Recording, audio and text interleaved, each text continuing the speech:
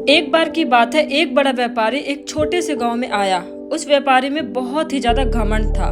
वो व्यापारी उस गांव में अपनी एक फैक्ट्री बनाना चाहता था और वो उस जगह पर जी रहा होता है कि उसके सामने एक ऐसा रास्ता आता है जहां उसके सामने एक नदी होती है और नदी के उस पार गांव होता है। अब उसके पास दो रास्ते होते हैं कि या तो वो सड़क के रास्ते से निकलकर उस गांव तक पहुंचे जिसमें उसको 7 से 8 घंटे लगेंगे, या फिर एक नाव की मदद से नदी के रास्ते से होकर उस गांव तक पहुंचे जिसमें उसको सिर्फ 20 घंटे लगेंगे।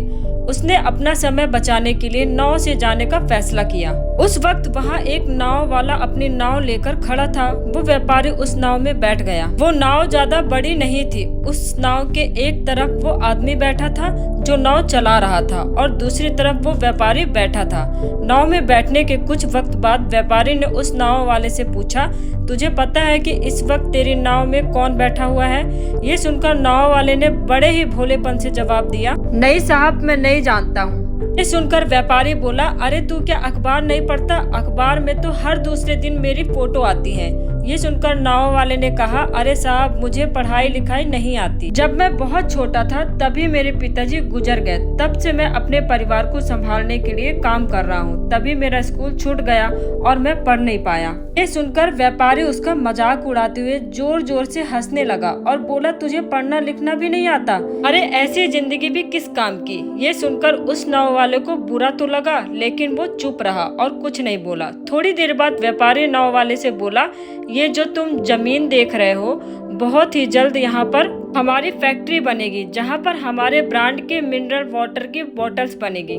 उस नाव वाले को व्यापारी की बात समझ नहीं आई तो उसने व्यापारी से पूछा, क्या बनेगा साहब? व्यापारी ने चिढ़कर कहा, अरे हमारे फैक्ट्री में पानी की बोतलें बनेगी जो तेरे गांव में नहीं बिकती लेकिन शहर में बहुत बिकती है। अरे तू कभी शहर गया होगा तो तूने देखा ही होगा दुकानों पर पानी की बोतलें बिकते हुए। ये सुनकर नाव वाला बोला, अरे साहब, मुझे कैसे पता होगा? मैं तो कभी इस गाँव से बाहर गया ही नहीं। उस नाव वाले की बात सुनकर व्यापारी हंसते हुए बोला, तू इस गांव से बाहर तक नहीं निकला? अरे तेरी ये जिंदगी किस काम की? ये सुनकर नाव वाले को बहुत बुरा लगा। उसे सच में लगने लगा कि उसकी ये जिंदगी सच में किसी काम की है ही नहीं। अपनी इस सोच की वजह से नाव वाले का ध्यान नाव से हट गया। नाव एक बड़े पत्थर से टकरा गई। उस नाव में पानी भरने लगा। उस जगह पानी बहुत गहरा था और किनारा भी दूर था। नाव वाले को ये बात समझ आ गई कि अब इस नाव को बचाने का कोई रास्ता नहीं है। वो अपनी जान बचाने के लिए नदी में छलांग लगाने ही वाला था कि उसने व्यापारी से पूछा, साहब, आपको तैरना तो आता है?